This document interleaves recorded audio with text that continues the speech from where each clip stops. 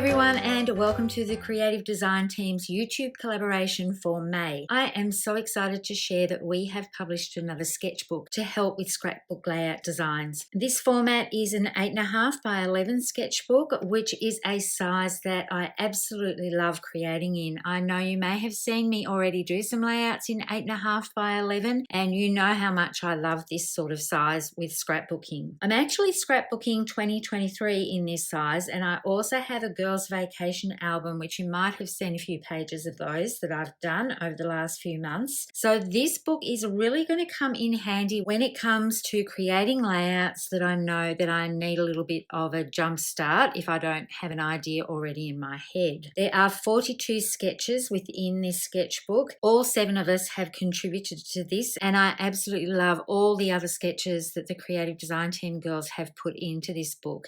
If you haven't already caught up with that, I know that a couple of the girls have gone ahead of me, and there will be a few going after me as well, and there will be a playlist below as well as links to all the information on this sketchbook, and of course, as usual, all the links to the currently available product that I have used throughout this layout that I'm going to put together today. All 42 sketches are fully labeled sketches with measurements to make it so easy to replicate. It's flexible enough to add your own touch, which you will see that I will do in the layout that I'm about to share with you today. And they are all double page spreads, but they are easily modified because you can always flip things around, mirror the image if you want an exact replica on the other side, or you can leave other items off if you want to put a larger photo in there. So let me show you the layout that I'm going to be working on today. This is one that I've put together, and you can see there are a lot of circle elements. So this is the first little change that I am doing today. All these circles have been listed at 3 inches, and then you trim them in half and down the sides to fit. But I'm using a different die today than the 3-inch circle, and I don't have quite as many photos as this. So I'm going to adapt this to suit my own needs for my January 2023 layouts. I'm just going to set this aside, but I will be referring to it as I move along with my layout.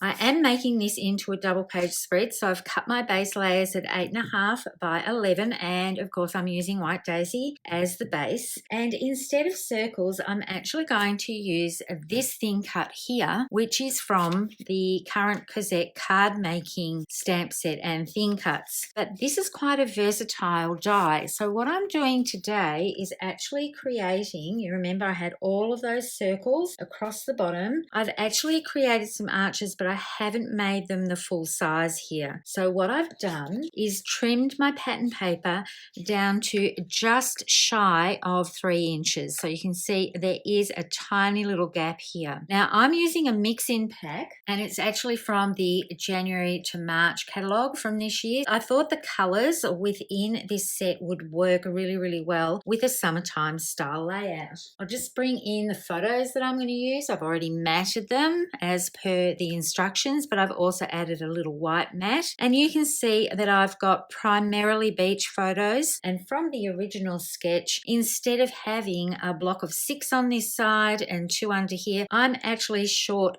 5 photos from following this sketch, but I want to show you how you can adapt this to suit your own needs. I was quite surprised when I looked through my camera and discovered that I really didn't have a lot of photos for January. I had a lot of craft photos. I think I did a lot of craft work with workshops and creative design team videos, so I really didn't do as much getting to the beach and everything as what I would like.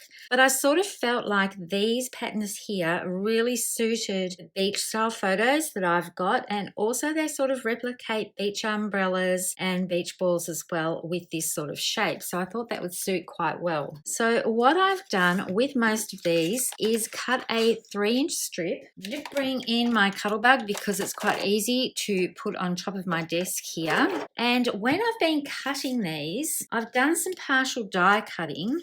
So I've placed my die like this over the top of the piece of paper and run that through, so only this portion of the paper will cut. So I'm not cutting the full piece as such, I'm only cutting a certain section, and then I can trim that off and do that again. The only thing that I then had to take into consideration was the direction of the pattern. So you can see here I've got a directional stripe. So for them to run across the bottom section of this layout, I've cut them all this way, but I'm going to use one down this side. So I need to cut one this way so that the stripes remain the same. So I don't have stripes going vertically over this section here and then horizontally there. I want to keep the stripes running exactly the same way. So I'm just going to trim this piece down to 3 inches wide, and then I can put this arch over here. I'm just going to double check that I do have this running the same way. So you can see when I run this through and put that down the left side of my left page, I'm going to have my stripes running in the same direction. So this one will be for the left page, and I've already gone ahead, as you saw, and I have cut all the rest of these out already. Now before I actually put these circles on, and I've got quite a few of them, I've got a little tray here with all the elements that I'm going to use on my page, and I'll talk about those as I get to them. What I want to do first is decorate the top and the bottom edges of my paper. I had a little play and I've already done this on one edge. I'm going to do it on the top edge of this because this is going to be my left page, and I've put that onto my block. And this dot here is actually from Explore Your World, which was within close to my heart's virtual album retreat, which was February 2023. And what I loved about this retreat was this stamp set. All of the icons, the fact that it's got some border strips here that are really handy for any type of layout, and the camera I used in my April 2023 layout, because I didn't start scrapbooking these layouts until actually April. So I'm a little bit behind from what I was last year. I'm going to bring in my Glacier ink, and when I do these long border style stamps, I usually put them towards the base of the stamp so that I can see through the block and put it pretty much over the edge and leave a little white gap, and it's quite easy to line up. And I'm using the firm side of my Versamat because I want to not push down too hard with this and smoosh these out. I'm going to put a Post-it note here so that I can go off the edge of the paper. And I'm going to do that again. And then I'm going to repeat this for the right page, but I really only need to do the top section. I don't need to do the bottom because that's going to be covered up by the pattern paper. I'll show you the inks I'm going to use today. I'm going to use Glacier, Black and Honey Butter because I think that creates quite a fresh summer type palette, and it also matches in with the mix-in papers. I'm going to turn my mat over because before I adhere my photos and these elements here, I want to do some more stamping down the edge here, because instead of having this grid style of 6 photos, I've only got 3 photos. So what I'm going to do is lay these out down my page just in a row like this. Actually, before I do that, I'm going to turn this around so those dots are at the top because I had them down at the bottom, and I'm not leaving very much of a gap at all here.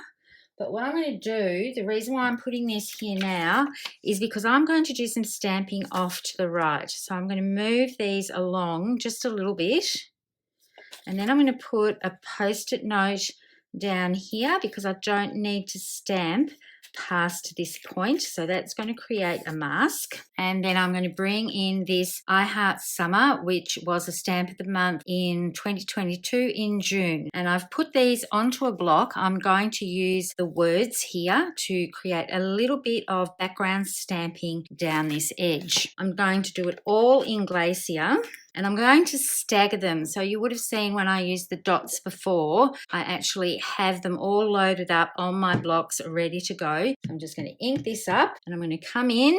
I'm trying to do this without getting my head in the way.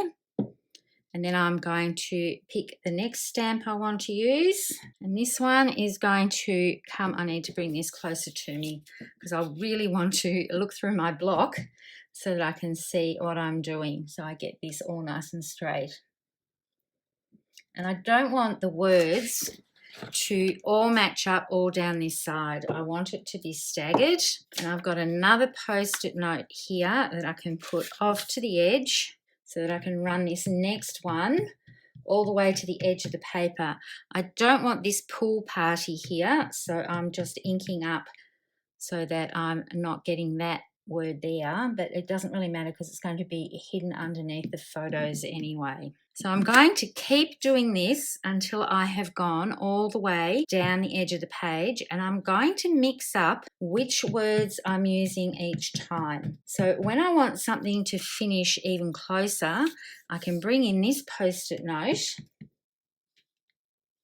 and I'm just going to go to this just add water. So every time I mask off here, it's going to finish with a word. It's not going to go into the next part at all. And then I'm going to keep going down the page, and then I'll be back to put the circles down the bottom. So before I do that, I'm just going to bring in my T ruler. I want to make sure I have these exactly where I want them before I start putting the circle elements down. So you can see how this stamping works with it coming out of the side here and creates a backdrop for these photos. I'm going to go right up to the top, I think, of my layout, because I know that I don't have that much room with the 3 photos and the double matting that I've done. So what I'm going to do is put my first one there. I'm going to angle this one, and then I'm going to put my good friend Karen up a little bit here because I don't want to cut her off. She was so excited. This was at a workshop, the first workshop of the year that we ran in January, and she never wins the door prizes or the raffle prizes. So she had a door prize ticket and a raffle ticket that was exactly the same number. It happened to be the year of her birth, and she won a door prize and a raffle ticket. So she was pretty happy with her efforts for that day. She's so hilarious. I love hanging out with her. I've got my photos all lined up here. I've made sure that the height of these arches here aren't going to block my photo of Karen. And then I've put my 2 outside pieces in because then I'm going to center the next one in the middle.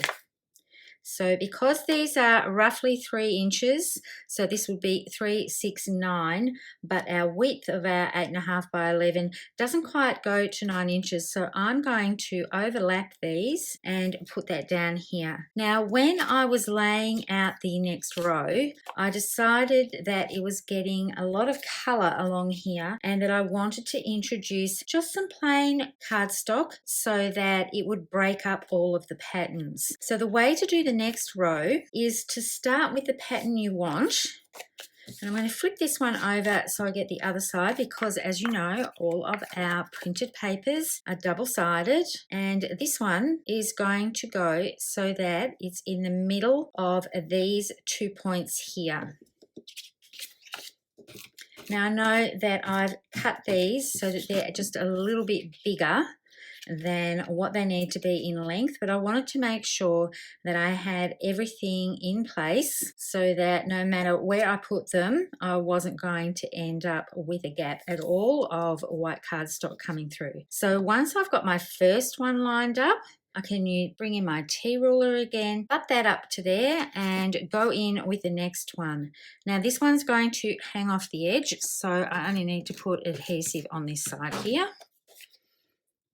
And then I'm just going to align this one up so that it's a little bit over that one and bring it down just a little bit because it's around 9 inches and I can see that there.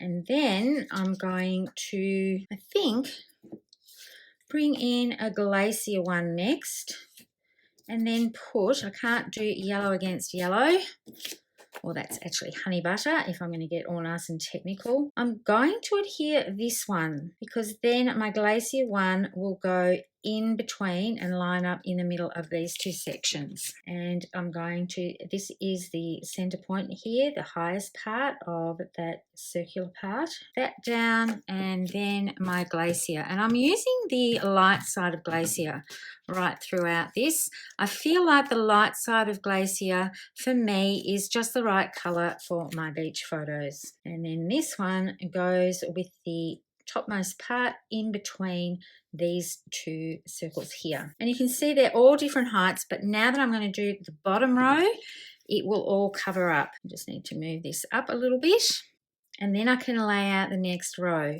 So I'm going to bring in another one of these striped elements, I think. I'm going to try the yellow. I think that works quite well. So there's a nice spread of patterns across this, and then a blue. And you can see how the coloured cardstock just breaks up the patterns here. And I'm really happy with how that looks. Now, before I adhere these ones down, I'm actually going to trim away the edges here so that I know where to line up my next row. I'm going to go away, I'm going to do that on my trimmer. So you can see how nice and neat that is, because I want to make sure that I cover the bottom section of here.